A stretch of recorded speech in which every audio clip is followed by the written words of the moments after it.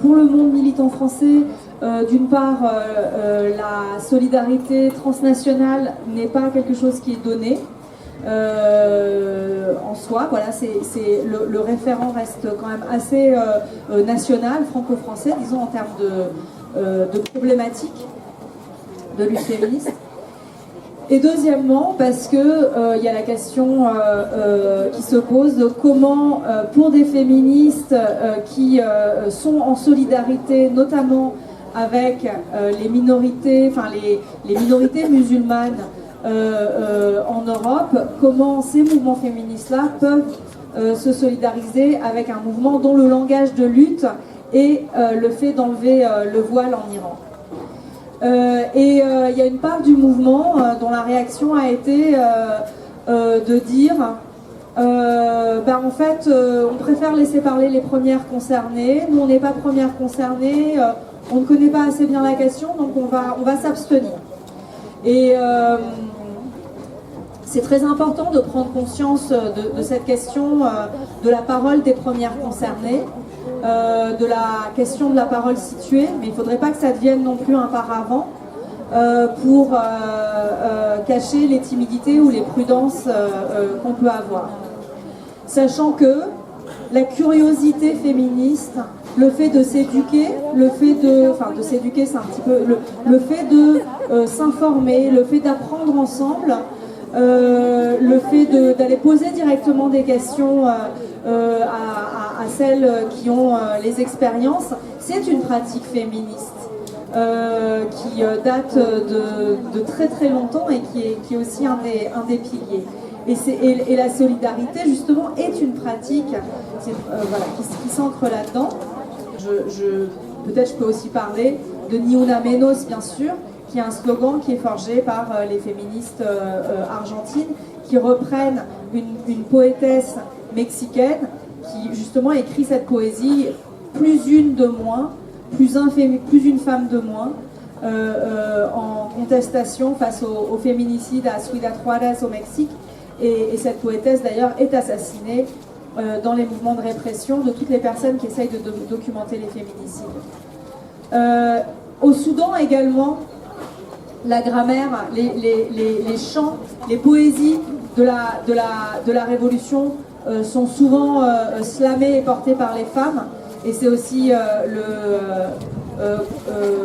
sujet du film de Hind Medeb. Il y avait Zara qui était avec nous cette semaine, qui était là pour présenter aussi les films du Soudan et qui a pu, j'imagine, parler de tout ça. On peut aussi parler de l'Inde de Modi, où le mouvement de Shahin Bagh, qui était une défense de la Constitution, qui était une défense contre le projet fasciste et de l'Hindutzwa, donc islamophobe de Modi, était porté par les mères musulmanes, minorité doublement réprimée parce que femme, parce que mère, parce que femme et parce que musulmane.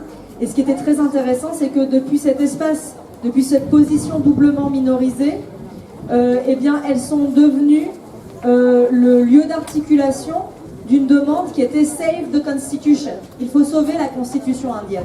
Et donc là, ça nous amène à repenser la question de l'universalité et de l'universalisme. Donc je dis tout ça pour rappeler ce qui a été balayé quand, soudain, plus ou moins soudain, en 2023, après le 7 octobre, on a basculé dans un régime de guerre et que toutes ces voix, tous ces mouvements sont devenus totalement inaudibles et ont disparu. Et donc, il faut prendre la mesure de tout ce qu'on a perdu. Et justement, quand on passe aux choses sérieuses que sont la guerre, ces soulèvements, tous ces mouvements de long cours deviennent invisibles et le féminisme n'a plus sa place, les questions féministes n'ont plus leur place. On parle des femmes comme victimes de la guerre, mais tout cet héritage et toute cette dynamique profondément transformatrice contre lesquelles agissent ces guerres, on ne les entend plus.